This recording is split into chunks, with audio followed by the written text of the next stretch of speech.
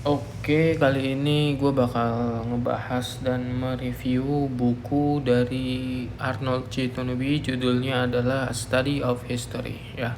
Dan ini adalah buku yang kompleks banget dan gue mau bahas satu ide dari Arnold ini ya, yaitu adalah hubungan antara lingkungan dan peradaban gitu.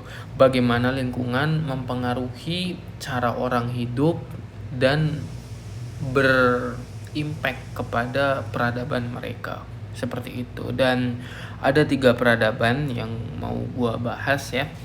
Yang pertama adalah dari Timur Tengah. Tentu saja gua mau tahu gitu loh, lingkungannya seperti apa dan bagaimana lingkungan itu mempengaruhi peradaban ya.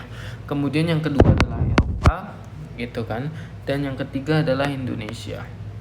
Jadi menurut Arnold ini, lingkungan itu memberikan pengaruh yang besar terhadap cara mereka bertani, cara mereka untuk mendapatkan kehidupan, dan hal ini benar-benar diturunkan sampai akhirnya menjadi watak dan menjadi habit gitu loh, sampai akhirnya tuh meresap kepada sisi psikologinya, sampai kepada sisi sosiologinya seperti itu, yang awalnya hanya terkait lingkungan gitu loh. Kayak misalkan gimana mereka bertani ya kan, bertani gimana caranya sih gitu loh, dari negara Arab kayak gimana, kemudian dari negara Eropa ini kayak gimana, kemudian dari negara Indonesia seperti apa. Oke, kuncinya adalah di sini teman-teman ya. Lingkungan yang keras ya, lingkungan yang keras itu biasanya membangun peradaban lebih maju. Oke, ini kunci yang pertama. Lingkungan yang keras itu memaksa orang-orang itu untuk berpikir dan berinovasi gitu loh. Lingkungan yang keras itu apa?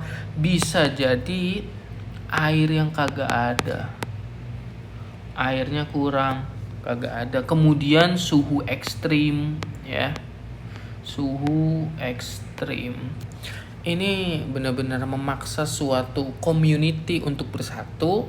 Misalkan ada suatu sumber daya ya, dan itu hanya satu-satunya gitu loh. Contohnya di sini di Middle East, di Timur Tengah itu pada zaman dahulu nyari air itu orang-orang bisa sampai bunuh-bunuhan gitu loh ya kan, karena itu sumber kehidupan gitu loh.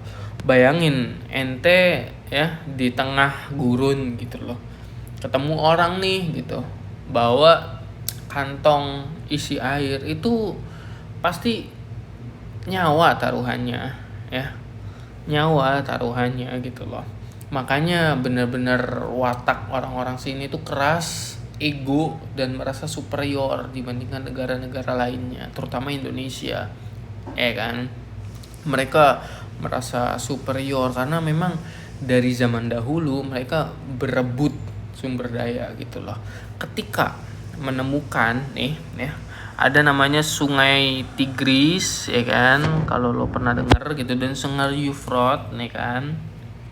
Ini benar-benar dimanfaatkan banget untuk apa? Pertanian. Makanya daerah sini ya itu pertaniannya maju. Daerah sini pertaniannya maju gitu loh, karena mereka orang-orang ini sebagai komunitas mikir kalau kagak dimanfaatkan dengan baik dan benar, maka mereka akan seperti ini terus selamanya gitu loh. Maka orang-orang zaman dahulu Mesopotamia gitu loh mikirin gimana caranya mengembangkan suatu metode yang awalnya mereka pikir ini untuk kehidupan gitu, yang awalnya pindah-pindah ya kan, tempatnya pindah-pindah, akhirnya menetap di suatu wilayah gitu loh yang dekat dengan sumber air, yaitu Sungai Tigris dan Euphrates seperti itu. Hal ini berdampak kepada mereka inovasi pertanian gitu loh. Paham ya sampai sini? Dan hal ini terjadi di Middle East, di Timur Tengah seperti itu. Dan hal yang sama tidak terjadi di Indonesia. Kenapa begitu? Ini bertolak belakang nih, ya. Ini bertolak belakang. Kenapa seperti itu? Di Indonesia, ya elah, ente mau makan apa, tinggal makan, ya kan? Ente nggak usah ribut soal kayak misalkan air, kayak misalkan soal buah-buahan. Di sini mah melimpah, ya, melimpah, semua ada boy, semua ada, ya kan. Nah di sini semua ada. Hal ini yang membuat watak dan orang Indonesia itu cenderung ya udahlah gitu, masih ada yang lain ini. Itu ngebuat orang-orang Indonesia merasa legowo orangnya biasanya tuh. Kalau misalkan ada hal lain yang bisa dimakan, kenapa harus ribut gitu loh. Sementara di Arab Saudi, mereka untuk berebut air harus bunuh-bunuhan, harus nunjukin pedang, ya kan. Inilah yang membuat mengapa suatu lingkungan itu berpengaruh besar terhadap peradaban, karena efeknya terhadap kehidupan, sifat, watak itu bermula dari gimana cara mereka hidup, kemudian bagaimana mereka memperoleh makanan, ya kan, dan bagaimana mereka survive atas lingkungan itu.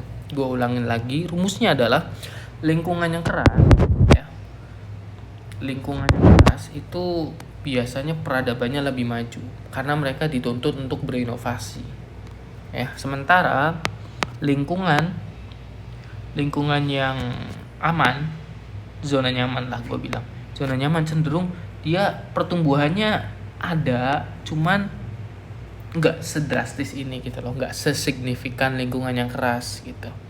Jadi nyambung ya, kalau misalkan lingkungan yang keras itu biasanya peradaban bertumbuh lebih signifikan gitu. Sementara lingkungan yang aman, yang banyak makanan, yang ya udahlah gitu, hidup apa adanya, ya kan. Air ada, kagak rebutan, buah-buahan melimpah, ya kan. Ini cenderung lebih lambat, bukan gak ada perkembangan ya, cuman lebih lambat perkembangannya karena mereka tidak dituntut untuk lebih cepat berpikir gitu loh. Dan ini yang gue rasakan di sini gitu loh. Kemudian gimana dengan Eropa? Kenapa mereka terlihat maju? Karena gini, tantangannya beda. Kenapa gue sambungin ada Eropa di sini ya? Tantangannya beda. Kalau misalkan negara-negara Arab ini adalah mungkin air yang kagak ada gitu loh. Ini mereka lebih cepat berkembang ya, pertanian. Gue lagi-lagi bilang ya, kalau ngomongin peradaban nih, itu nggak akan lepas dari bertani. Siapa yang mulai bertani lebih dulu, itu yang paling akan maju berkembang. Karena bertani ini bener-bener satu dari sekian hal yang mesti difikirkan sebagai community gitu loh. Kalau misalkan kita nggak mikirin cara kita mendapatkan makanan, itu akan repot nanti. Masa kita akan berburu terus, ya kan? Masa kita akan mencari sesuatu untuk dimakan tapi tidak mikirin tuh cara nanamnya gimana supaya kita tidak harus pergi jauh gitu loh, ya kan. Nah itu di Eropa ini mereka mengenal pertanian karena dipaksa oleh lingkungan ya. Mereka dipaksa untuk mengenal warehouse atau gudang, tata kelola gudang itu gimana. Kenapa demikian? Karena mereka mengalami namanya 4 musim ya. Di sini mengalami 4 musim. Yang paling mengerikan adalah ya tentu musim dingin. Ini mereka dipaksa untuk memikirkan ya caranya bagaimana sebelum musim dingin tiba, stok bahan makanan itu harus sudah ready. Gimana pun caranya, mereka berarti 3 musim sebelumnya itu harus mikirin gimana gue bisa survive di musim dingin gitu. Ya udah, lu mikir di 3 musim sebelumnya gitu. Lo pengen nanam apa, lo pengen buat apa, kemudian nantinya akan disimpan gitu loh untuk musim dingin. ya kan? Ini yang membedakan kenapa ya lingkungan itu benar-benar ngebentuk kita siapa. Makanya cari lingkungan itu yang benar. Karena bayangin ya, ini gue bukan nyebut Indonesia jelek, karena nih rumusnya begini, rumusnya adalah nih rumusnya SDA yang melimpah ya, yang melimpah SDM turun. Oke. SDA melimpah, SDM turun. Kemudian SDA-nya